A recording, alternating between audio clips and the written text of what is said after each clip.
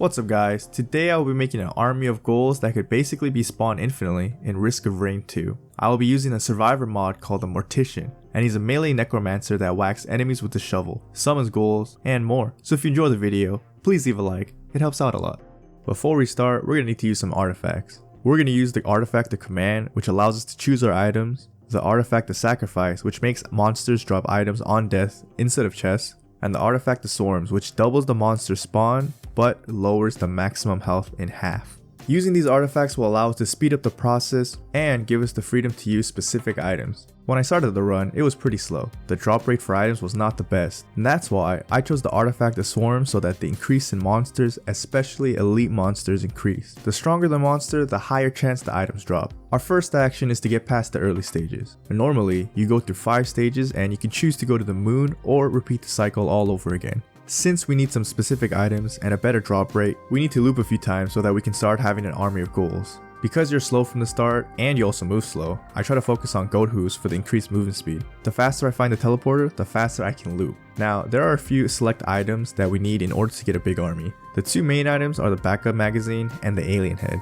The backup magazine is important, especially for the early levels, because it increases the secondary skill by 1. Because we start off with 2 ghouls, we can essentially increase the number by however many magazines we get. I did look online, and it seems like there aren't any limits to how many items you can have, but as much as I want to get a million ghouls, I don't have time for that. Thankfully, there's an item called the alien head which reduces skill cooldown by 25%, which means more cooldown reduction equals more ghouls. In the first loop, the 5 stages are a drag because it takes a bit of time before we can get things going. But once I hit the second loop, things started picking up.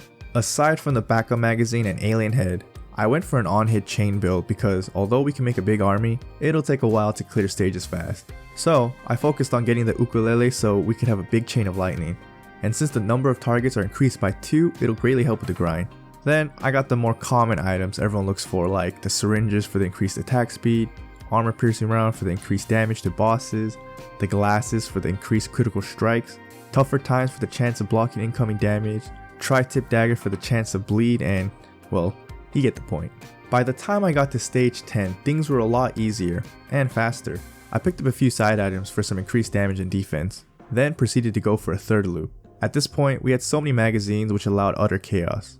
I wanted to test out how crazy it would be if I summoned every ghoul I had, so I proceeded to fight the bosses with my new army. But clearly there's only so much this game can handle. We lagged so hard, and in the process, I died. Oh my, I don't even know what's going on. I don't even know what's happening. Oh no, I died! Technically, we got to the point where we can have an infinite supply of ghouls. We just can't see more than 50 ghouls on the field. Otherwise, it's just a slideshow. Plus, we only got 4 alien heads, and according to the wiki, we can reduce the cooldown to 0.5 seconds. The secondary skill cost 7 seconds, and since we had 4 alien heads, it only went down to 2.21 seconds.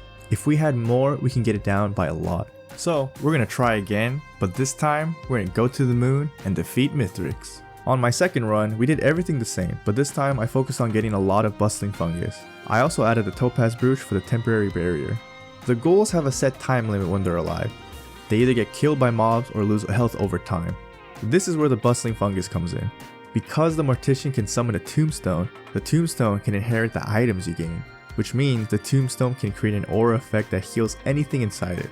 And the more bustling fungus we have, the bigger the range and stronger the heals.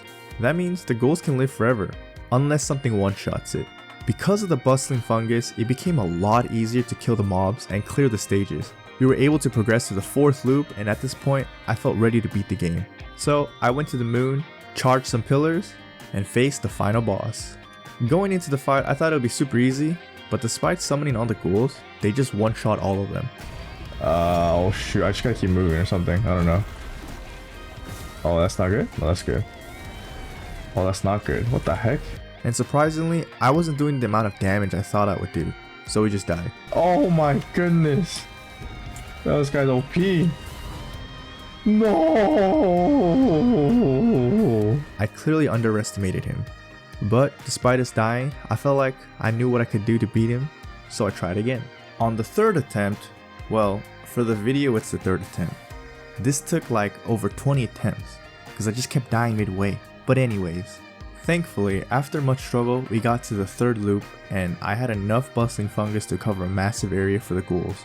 Because of how many ghouls I could summon, the rate at which they killed the mobs was really fast. So I thought about AFK farming, because as long as the ghouls are alive and they kept killing the mobs, we could easily farm up some more items to finalize our build. And one thing to note, when I focused on the ATG missile, it made my run so much easier because of the amount of DPS going up. This is truly the average Risk of Rain 2 experience.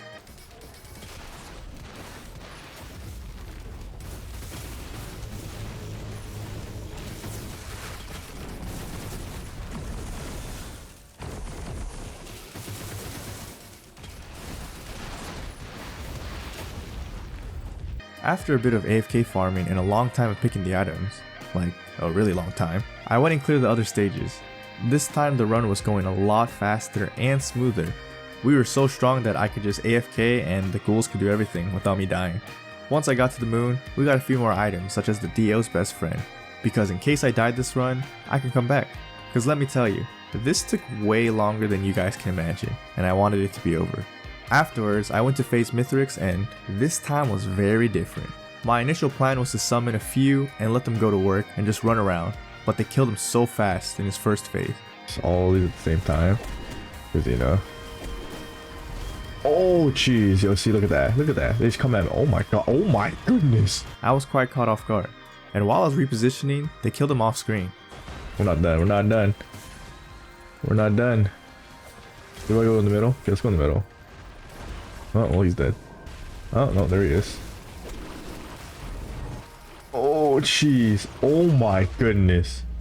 Nah, see, this is definitely so much better than what I built last time. Finally, we reached his last phase, but I forgot he takes our items, and that's kind of weird. No, my items. No. But honestly, I thought it was over. But clearly it wasn't. Thank you. And there we have it. We made our infinite ghoul army that can only withstand about 50 ghouls at a time. Now, I'm not sure if having a better PC could withstand the crazy amount of ghouls on the field, but try at your own discretion. I hope you guys enjoyed the video. I had some fun doing some parts. But if you like what you saw, then consider subscribing, because we'll have more weird videos like this. Anyways, have a great day, and peace!